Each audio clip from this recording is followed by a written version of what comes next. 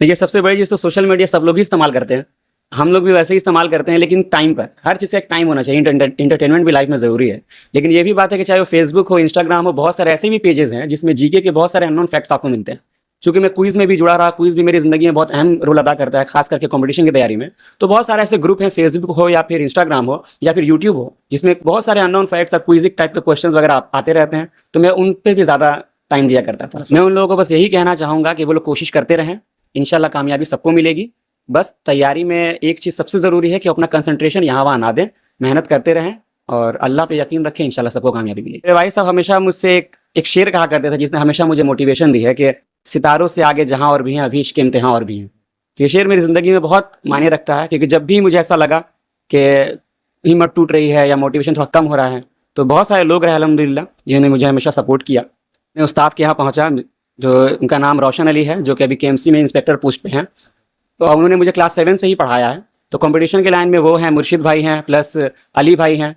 वो लोग सब वहाँ पे उनसे मुलाकात हुई, तैयारी चलती रही। बाद में मुर्शिद भाई का एक ग्रुप बना, करियर सपोर्ट, उसके थ्रू हमने तैयारी की। हम लोग साथ मिलकर डिस्कशन किया करते थे। सबसे ज़्यादा असर जो है डिस्कशन का ही हुआ। वहाँ पे उन लोग के साथ डिस्कशन होता था, प्लस हम लोग हमेशा, मेरे जो दोस्त अहबाब हैं, इनामुल हक, इज़ान अहमद, हमेशा हम लोग उनसे मुलाकात होती रही, डिस्कशन होता रहा। घर पे भी मेरे अंकल हैं, मेरा भाई है शोएब अनवर। तो इस तरह से डिस्कशन का सबसे बड़ा रोल रहा इस एग्ज़ाम में। फ़िलहाल नाना और नानी अल्हम्दुलिल्लाह हयात से हैं, तो उन्होंने बहुत मुबारकबादियाँ दी और मेरे नाना इस चीज़ को लेके बहुत ज़्यादा कंसर्न थे, क्योंकि वो डे 1 से ही जब से मैं तैयारी कर रहा था, और प्लस मैंने जब मेंस दिया, इंटरव्यू दिया, इनफैक्ट मैंने जो इंटरव्यू जो मैं जो देने गया था, वो उनकी ही घड़ी पहन के गया था। उन्होंने मुझे घड़ी दी थी कि तुम जाओगे, इसको इंटरव्यू पहन के जाना।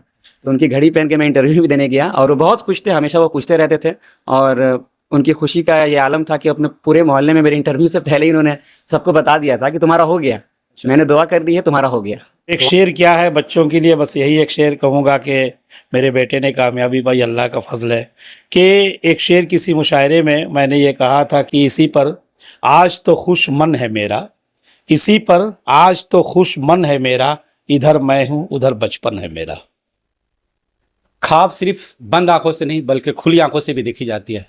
ऐसा ही ख्वाब देखा था कमट्टी के एक नौजवान ने, जो अपने इब्तदाई दौर से ही काफ़ी स्टूडियस स्टूडेंट रहा, किताबों को ही अपना दोस्त बनाया और कामयाबी को अपना मकसद बनाया। आइए हम लोग बात कर लेते हैं उस नौजवान से जो WBCS एग्जाम में 104 रैंक लाकर हजारों नौजवानों को सपने देखने के लिए मजबूर कर दिया है। सपने देखोगे तो पूरा जरूर होगा, अगर आप ईमानदारी से मेहनत करते रहे तो। आइए हम लोग बात कर लेते हैं गुलरेज अनवर से कि किस तरह से उन्होंने मेहनत करी और जो कामयाबी हासिल हुई उस पर उनका क्या कुछ कहना है। गुले साहब, सबसे पहले आपको बहुत बहुत मुबारक हो कि आपने शानदार कामयाबी हासिल की। अस्सलाम वालेकुम, बहुत बहुत शुक्रिया। और वो वक्त बताएं जब आपको खबर मिली कि रिजल्ट निकल गया है और आप 104 रैंक ला रहे हैं, उस वक्त क्या दिल में सोच थी, क्या सोचा और किन का ख्याल पहले आया? देखिए, इंतज़ार तो बहुत वक्त से था रिज़ल्ट का, और 5 जून 2025 तकरीबन 3:15 बजे तक मेरे एक दोस्त ने, एक सीनियर ने मुझे कॉल किया कि आपका नाम आ गया है रिज़ल्ट में। फिर मैंने उस PDF को देखा, उसमें नाम देखकर मैंने जितने साल तैयारी की और वो तमाम वक्त, तमाम मतलब जो स्टेजेस थे तैयारी के, सब एक के बाद एक मेरे जहन में आने लगे और आंखें नम हो गई। मेरे वालिदैन की भी आंखें नम हो गई, क्योंकि एक ख्वाब था ये, और ये ख्वाब पूरा हुआ। और WBCS बनने का जो सपना रहा, गार्जियन ने दिखलाया या आपने खुद से डिसाइड किया था कि मुझे WBCS ऑफिसर बनना है? देखिए, सबसे पहले तो बचपन से मैंने इस सर्विस के बारे में बहुत सुना है, क्योंकि ये मेरे वालिद साहब का भी सपना था और मेरे दादा की ये ख्वाहिश थी कि घर से कोई इस ऑफिसर वाली जॉब में कोई भी जाए।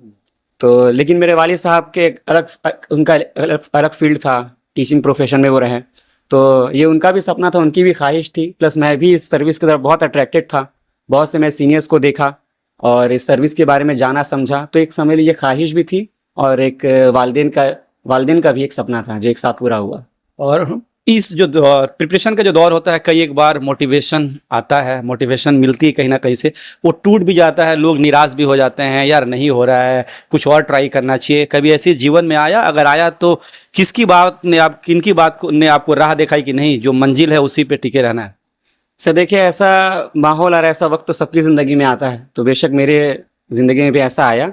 लेकिन मेरे उस्ताद हैं, मेरे सीनियर्स हैं, मेरे दोस्त हैं, मेरे वालिद साहब हैं और घर के तमाम लोगों ने हमेशा मुझे हिम्मत दिखाई और मेरे भाई साहब हमेशा मुझसे एक शेर कहा करते थे जिसने हमेशा मुझे मोटिवेशन दी है कि सितारों से आगे जहां और भी हैं अभी इश्क के इम्तिहान और भी हैं। तो ये शेर मेरी ज़िंदगी में बहुत मायने रखता है, क्योंकि जब भी मुझे ऐसा लगा कि हिम्मत टूट रही है या मोटिवेशन थोड़ा कम हो रहा है, तो बहुत सारे लोग रहे अल्हम्दुलिल्लाह जिन्होंने मुझे हमेशा सपोर्ट किया। तो तैयारियां कर रहे थे, कैसे कर रहे थे उसके बारे में बताया, कितने घंटा पढ़ रहे थे, किस बुक्स को फॉलो कर रहे थे और या कोई ऑनलाइन प्लेटफॉर्म को यूज कर रहे थे? देखिए, मुझे वो दिन याद है जब मेरा ग्रेजुएशन का रिज़ल्ट आया था, तो मैं वो रिज़ल्ट लेके सबसे पहले अपने उस्ताद के यहाँ पहुँचा, जो उनका नाम रोशन अली है, जो कि अभी केएमसी में इंस्पेक्टर पोस्ट पे हैं। तो उन्होंने मुझे क्लास 7 से ही पढ़ाया है। तो कंपटीशन के लाइन में वो हैं, मुर्शिद भाई हैं, प्लस अली भाई हैं, वो लोग सब वहाँ पे उनसे मुलाकात हुई, तैयारी चलती रही। बाद में मुर्शिद भाई का एक ग्रुप बना करियर सपोर्ट, उसके थ्रू हमने तैयारी की। हम लोग साथ मिलकर डिस्कशन किया करते थे। सबसे ज़्यादा असर जो है डिस्कशन का ही हुआ, वहाँ पे उन लोग के साथ डिस्कशन होता था। प्लस हम लोग हमेशा, मेरे जो दोस्त अहबाब हैं इनामुल हक, इज़ान अहमद, हमेशा हम लोग उनसे मुलाकात होती रही, डिस्कशन होता रहा। घर पे भी मेरे अंकल हैं, मेरा भाई है शोएब अनवर। तो इस तरह से डिस्कशन का सबसे बड़ा रोल रहा इस एग्ज़ाम में। आपके वालिद मोहतरम एक टीचर भी हैं, एक पोएट भी हैं, उनकी पर्सनालिटी ने आप पर कितना इम्पैक्ट किया है? देखिए, हर औलाद की यही ख्वाहिश होती है कि अपने वालिद की तरह बने। तो मेरा भी यही सपना रहा, उनकी पर्सनालिटी प्लस जिस तरह से लोग में उनकी पहचान है, एक अलग आइडेंटिटी है, मेरी चाहत रही कि मैं भी उस मकाम तक नहीं तो कम से कम उसका 50% भी अगर मुझे मिल जाए तो मैं बहुत अपने आप को खुशनसीब समझता। तो हमेशा उनका सपोर्ट रहा और अल्हम्दुलिल्लाह ये मकाम मिला। और जो तैयारियां कर रहे हैं अभी बच्चे, जो एस्पिरेंट स्टूडेंट है WBCS एग्जाम्स के लिए, तो उन्हें क्या मैसेज देना चाहेंगे कि क्या करना चाहिए और क्या कुछ नहीं करना चाहिए कामयाबी हासिल करने के लिए? देखिए, सबसे पहली चीज़ तो है, आजकल के टाइम में तो रिसोर्सेज सबके पास हैं, लेकिन मेरा ये मानना है कि लोग हमेशा ब्रांड के पास ज़्यादा मतवजा होते हैं। और जो लोग हैं, अगर वो मतलब अफोर्डेबल प्राइस में बहुत सारे ऐसी चीज़ें लोग प्रोवाइड करते हैं, उनकी तरफ मतवजा नहीं हो पाते हैं।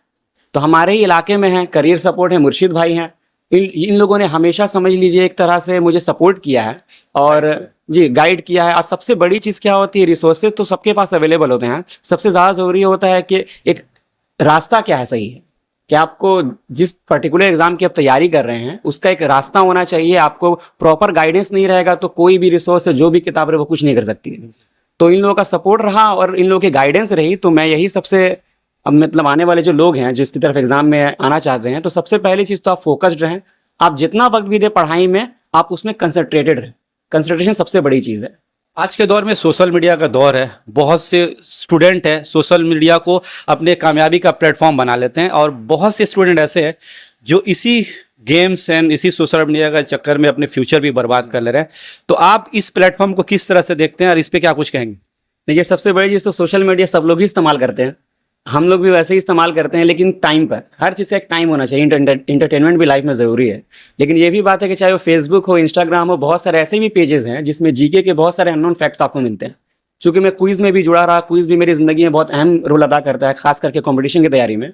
तो बहुत सारे ऐसे ग्रुप हैं, फेसबुक हो या फिर इंस्टाग्राम हो या फिर यूट्यूब हो, जिसमें बहुत सारे अननोन फैक्ट्स और क्विजिक टाइप के क्वेश्चंस वगैरह आते रहते हैं। तो मैं उन पे भी ज़्यादा टाइम दिया करता था। सोशल मीडिया वक्त देना, लेकिन फ़ायदे के लिए देना, और एंटरटेनमेंट भी करना, तो उतना कि आपको नुकसान ना हो, आप पर हावी नहीं होना चाहिए। देखिए, सीनियर्स का तो इसमें बहुत बड़ा रोल रहा, क्योंकि टीचर्स के बाद सीनियर्स होते हैं जो अच्छे से गाइड करते हैं, और सीनियर्स उस रास्ते से गुजर चुके होते हैं। वो ऑलरेडी जिस एग्ज़ाम के मैं प्रिपरेशन कर रहा हूँ उसमें अपेयर हो चुके हैं, उन्हें पता है कि करंट कैसे क्वेश्चंस आते हैं। तो सीनियर जो रहे, नरसुल भाई थे, ज़हीर भाई, साकिब भाई, और ये मेरा समझ लीजिए मेरी खुशकिस्मती है कि जब 2022 में मैं हज हाउस में था, तो ज़हीर भाई और साकिब भाई के साथ रह के मुझे तैयारी करने का मौका मिला। तो उन लोग के गाइडेंस में मुझे बहुत कुछ सीखने जानने को मिला कि ये कंपटीशन का हाल क्या है और कैसे इसमें सर्वाइव करना है। जो टफ होता है, जो बच्चे तैयारी कर रहे हैं, अपने एक्सपीरियंस से क्या कहना चाहेंगे? मैं उन लोगों को बस यही कहना चाहूँगा कि वो लोग कोशिश करते रहें, इंशाल्लाह कामयाबी सबको मिलेगी। बस तैयारी में एक चीज़ सबसे ज़रूरी है कि अपना कंसंट्रेशन यहाँ वहाँ ना दें, मेहनत करते रहें और अल्लाह पे यकीन रखें, इंशाल्लाह सबको कामयाबी मिलेगी। देखिए, दुआएं तो सबने की, बहुत अच्छे, सबने मुबारकबादियाँ भी दी, लेकिन सबसे ज़्यादा मुझे लगता है कि जो सबसे बड़े होते हैं, फ़िलहाल तो मेरे दादा और दादी इस दुनिया में नहीं है, लेकिन मेरी कामयाबी से वो लोग जहाँ भी होंगे बहुत उन्हें भी खुशी मिली होगी। फ़िलहाल नाना और नानी अल्हम्दुलिल्लाह हयात से हैं, तो उन्होंने बहुत मुबारकबादियाँ दी, और मेरे नाना इस चीज़ को लेकर बहुत ज़्यादा कंसर्न थे, क्योंकि वो डे 1 से ही जब से मैं तैयारी कर रहा था, और प्लस मैंने जब मेंस दिया, इंटरव्यू दिया, इनफैक्ट मैंने जो इंटरव्यू जो मैंने देने गया था वो उनकी ही घड़ी पहन के गया था। उन्होंने मुझे घड़ी दी थी कि तुम जाओगे इसको इंटरव्यू पहन के जाना। तो उनकी घड़ी पहन के मैं इंटरव्यू भी देने गया और वो बहुत खुश थे, हमेशा वो पूछते रहते थे।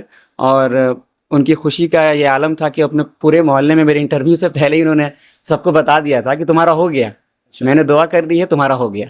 दुआओं का असर है। जी, उनके दुआओं का बहुत असर है। अभी हमारे साथ हैं गुलरेज अनवर के वालिद मोहतरम मुमताज़ अनवर, एक शायर, एक रिनाउंड शायर, टीचर। उनसे हम लोग बात कर लेते हैं कि बच्चे की जब कामयाबी की खबर मिली तो इनको कितनी खुशी हुई। सर, जब ये कामयाबी की खबर मिली, बहैसियत फादर कितनी खुशी हुई, बहैसियत टीचर आपको कैसा महसूस हुआ? अल्हम्दुलिल्लाह, पहले तो मेरे लड़के ने बड़ी मेहनत की इस सिलसिले में। इसका एक ख्वाब था, एक सपना था, घर में भी इसके सिलसिले में चर्चा हुआ करता था और इसने बड़ी मेहनत से तैयारी की। तैयारी करने के बाद प्रीली एग्ज़ाम इसने दिया। प्रीली के बाद उसने क्वालिफाई करने के बाद मेंस एग्ज़ाम में बैठा। मेंस एग्ज़ाम के बाद जब इंटरव्यू के लिए कॉल हुआ, मैंने कई लोगों को बताया और उसके बाद लम्हा थोड़ा लंबा हो गया, इंतज़ार का लम्हा बढ़ा।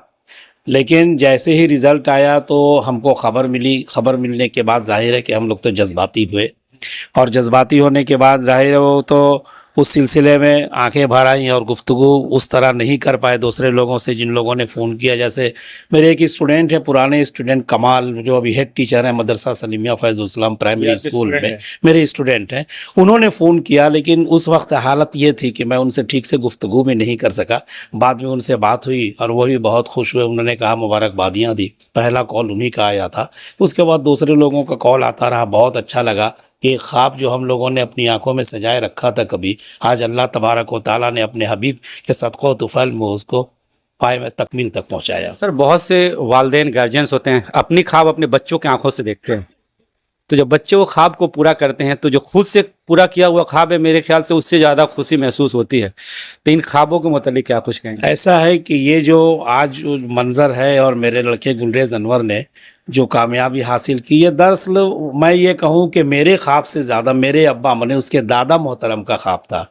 इसलिए कि मेरे वालिद बुजुर्गवार आस मोहम्मद मरहूम बराबर ये कहा करते थे कि WBCS में तुम तैयारी करो, कोशिश करो। लेकिन मेरा एक अपना सोचना था कि मैं टीचिंग प्रोफेशन को शुरू से पसंद करता रहा, स्टूडेंट लाइफ से, इसलिए मैं टीचर ही बनना चाहता था। अल्लाह तबारक व तआला ने सबकी अपनी भी पसंद होती है। वहाँ अपनी पसंद के मुताबिक तो टीचिंग में तो मैं आ गया। लेकिन वहाँ आने के बाद मैं तो मुतमईन था, लेकिन मेरे गार्जियन कितने मुतमईन थे ये तो बताना मुश्किल। घर तो बहुत शानदार तरीके से चलता रहा, सब लोग खुश थे, नाम एजाज़ सब कुछ मिला। लेकिन आज गुलरेज अनवर की कामयाबी मैं समझता हूँ मुझसे ज़्यादा खुशी होती होगी समाज को और मेरे वालिद मोहतरम की रूह को बहुत सुकून मिलता होगा आज की उसकी खुशखबरी से। सर, और भी गार्जियन अपने बच्चों को तालीम दे रहे हैं, वो भी सोचते हैं कि मेरे बच्चे भी कामयाबी हासिल करें। क्योंकि आप टीचर भी रहे, काफ़ी सालों का एक्सपीरियंस रहा है, क्या कुछ कहेंगे कि गार्जियंस को अपने बच्चों पर किस तरह से ध्यान देना चाहिए, किस तरह से तवज्जो देना चाहिए ताकि बच्चे तालीम पे प्रॉपर फोकस कर सके और कामयाबी हासिल कर सकें? ऐसा है कि बच्चे तो पढ़ते हैं, माहौल है अभी तालीम का और बहुत अच्छा माहौल है, बहुत सारे बच्चे पढ़ने में लगे हुए हैं, कंपटीशन की तरफ भी तवज्जो दिए हुए हैं। लेकिन बच्चों को कभी कभी ऐसा होता है कि कैरियर काउंसलिंग में ही चूक हो जाती है। उनको ये समझ में नहीं आता है कि हमको किस लाइन से पढ़ने की ज़रूरत है, कौन सी लाइन चुनने की ज़रूरत है। तो सबसे पहले तो तलबा व तालिबात जो भी हों, स्टूडेंट्स को चाहिए कि वो अपनी लाइन सही करें और लाइन सही करने के बाद जिस समत में वो पढ़ना चाहते हैं अपनी मर्ज़ी के मुताबिक पढ़ें। गार्जियन की जिम्मेदारी में एक काम आता है, वो सिर्फ इस चीज़ का ख्याल रखें, इस पर निगरानी करें कि उनके बच्चे जो पढ़ रहे हैं सही मानों में पढ़ रहे हैं या सिर्फ वक्त गुजारी हो रही है। और अभी जो आपने जैसे बताया कि काउंसलिंग का प्रॉपर अरेंजमेंट होनी चाहिए, क्या लगता है कि सर कि कम्युनिटी आबादी में रेगुलर बेसिस पे काउंसलर को बुला करके काउंसलिंग सेशंस करवाए जाने चाहिए या प्रोग्राम्स होने चाहिए? ये तो ज़रूरी है। कई जगहों पे मैंने देखा है कि यहाँ काउंसलिंग का सिलसिला भी चलता है, लेकिन हैरत होती है कि कुछ ऐसे लोगों को बुला लिया जाता है ताल्लुकात की बुनियाद पर जो सही समत नहीं दिखा पाते हैं बच्चों को। इसलिए जो काउंसलिंग करवाने वाले लोग हों उनके कंधे पर यह जिम्मेदारी पड़ती है कि ऐसे काउंसलर्स को बुलाएं जो बच्चों को सही मानों में सही हिदायत दे सके और लड़कों के लिए जो एक सही समत दे सके। बहुत बहुत शुक्रिया sir. Okay, thank you very much. ये थी गुलरेज अनवर की कहानी। ये कहानी नहीं, एक सपना था जिस सपने को माँ बाप ने अपने बच्चे के आंखों से देखा था। आप देख रहे थे इंडिया न्यूज़। हम खबरें नहीं दिखाते, वो कहानियाँ भी बताते हैं जो दिलों तक पहुँचे और दिलों तक महसूस हो सके। अगर आपको ये वीडियो अच्छी लगे तो इसमें लाइक कमेंट जरूर कीजिएगा। अगर यूट्यूब में देख रहे हैं तो हमारे चैनल को सब्सक्राइब, और फेसबुक पे देख रहे हैं तो हमारे पेज को फॉलो जरूर कीजिएगा। तब तक हमारे साथ बने रहें। जय हिंद, जय भारत।